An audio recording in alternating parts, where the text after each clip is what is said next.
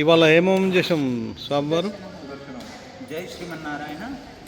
మన మత్స్య కూర్మ వరాహ నారసింహ దశావతార మూర్తులతో కూడి శ్రీదేవి భూదేవి సమేతంగా స్వయంభూగా ఈ కాజాగూడ హిల్స్ ప్రాంతంలో వెలిసినటువంటి అనంత పద్మనాభ స్వామి వారి సన్నిధిలో విశేషంగా గడిచిన 3 సంవత్సరాల నుండి మనం భగవత్ సంకల్పం మేరకు ఈ ప్రాంతంలో మనం సుదర్శన లక్ష్మీ నారసింహ పరివార దేవతా హవనాన్ని చేసుకుంటూ వస్తూ ఉన్నాం. అందులో భాగంగా విశేషంగా ఇవాళ మార్గశీర్ష మాసం, విశేష మార్గశీర్ష మాసంలో ఇవాళ రోజు కూడా సుదర్శన లక్ష్మీ నారసింహ దేవతా హవన కార్యక్రమం అంతా కూడా జరిగిపోయింది.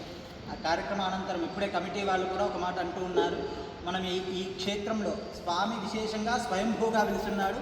అనంత పద్మనాభ స్వామి శయనమూర్తిగా వెలుస్తున్నటువంటి ఈ పద్మనాభ స్వామి ఉన్నటువంటి ఆలయము, అదేవిధంగా మనకు పక్కనే నిండుగా గోవులతోటి గోశాలను కలిగి ఉన్నటువంటి ఒక విశేషమైన ఆలయం కదా. కాబట్టి ఇటువంటి ఒక ఆలయంలో మనం ఆటిజంతో బాధపడుతున్నటువంటి పిల్లలు ఎవరైతే ఉంటారో వారిని మనం క్యూర్ చేసే విధంగా ఒక కార్యక్రమం ఏదైనా చేసుకుంటూ, అంటే వాళ్ళకి బై ఆల్ మీన్స్ కావాల్సినటువంటి ఫిజియోథెరపీ అయి ఉండొచ్చు, మిగతా మెడికల్ అసిస్టెన్స్ అయి ఉండొచ్చు, స్పీచ్ థెరపీ అయి ఉండొచ్చు, ఇటువంటి వాటిని కూడా మనం చేసుకుంటూ దైవికంగా కూడా వీలైతే ఏదైనా కార్యక్రమం చేస్తూ ఇవాళ రేపు అంటే ఆటిజం లాంటి సమస్యలు ఏవైతే ఉంటాయో వాటి నుండి బయటపడాలి అంటే బయట మనకు ట్రీట్మెంట్ లాంటివి దొరుకుతూ ఉన్నాయి, కానీ అధిక వ్యయంతో కూడుకున్నవిగా ఉన్నాయి. కాబట్టి అది అందరికీ అందుబాటులో లేని విషయం. మరి వాటిని ఆ బయట ప్రదేశాల్లో అంత వెచ్చించి పొందలేని వాళ్ళందరికీ కూడా అందుబాటులో ఉండే విధంగా మనం ఇక్కడ స్వామి సన్నిధిలో చేసుకుంటే బాగుంటుంది కదా అన్నట్టుగా కమిటీ వారు అనుకోవడం. వారు ఆ మాట అనగానే నిజంగా ధ్రువుడి పరిస్థితి గుర్తొచ్చిందన్నమాట. ఒక కాలంలో ధ్రువుడు ఎవరైతే ఉన్నారో ఆయన కూడా మనం ఈనాడు ధ్రువ నక్షత్రం అని చెప్పేసి చూపించుకుంటూ ఉంటాం కదా. ఆ ధ్రువుడు కూడా పుట్టగానే ఆయన కూడా ఇటువంటి ఆటిజం బాధతోనే బాధపడుతూ ఉండేవాడు అన్నమాట.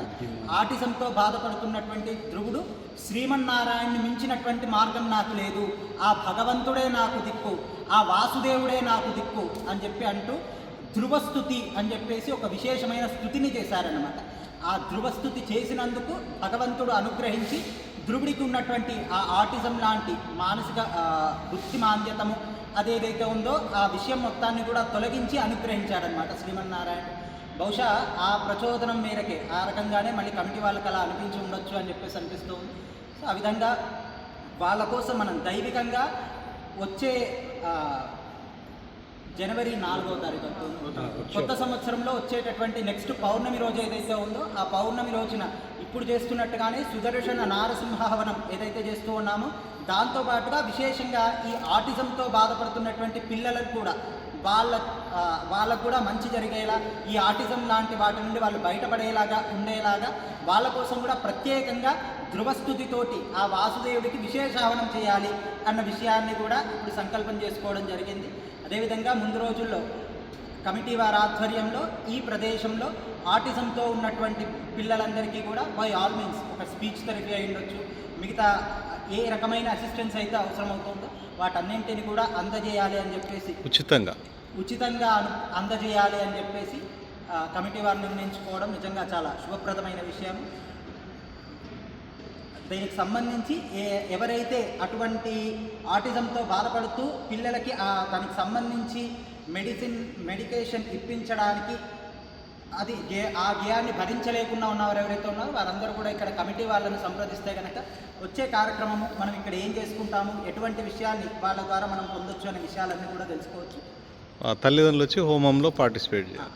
వచ్చే పౌర్ణమి రోజున మనం ఇక్కడ చేసుకోబోయే సుదర్శన లక్ష్మీ నారసింహ పరివార దేవతాహవనం, అదే ప్రత్యేకంగా ఆటిజం పిల్లల కోసం ధ్రువస్థుతితో ధ్రువుడు ఏదైతే స్థుతి చేశాడో ఆ స్థుతిని భగవంతుడికి విన్నవించుకుంటూ చేసే హవనం ఏదైతే ఉంటుందో అందులో ఆ తల్లిదండ్రులందరూ కూడా పాల్గొనే విధంగా కమిటీ వాళ్ళు చర్యలు తీసుకుంటాము. వాళ్ళందరూ కూడా పాల్గొనవచ్చు. ఇందులో ఎటువంటి రుసుము కూడా లేదు, కేవలం ఒక సేవా దృక్పథంతో భగవత్ సన్నిధిలో అందరికీ మంచి జరగాలి అన్న ఉద్దేశంతో చేస్తున్నటువంటి కార్యక్రమం అని చెప్పేసి ఆ విధంగా చేయాలని కమిటీ వాళ్ళు నిర్ణయించుకున్నారు. దీనికి సంబంధించి ఎటువంటి విషయ సమాచారం కోసమైనా కూడా ఇక్కడ ఉన్నటువంటి పద్మనాభ స్వామి ఆలయము కాజాగూడలో ఉన్నటువంటి కమిటీ వాళ్ళని సంప్రదించాల్సిందిగా సూచన చేస్తూ ఉంది. జై శ్రీమన్నారాయణ.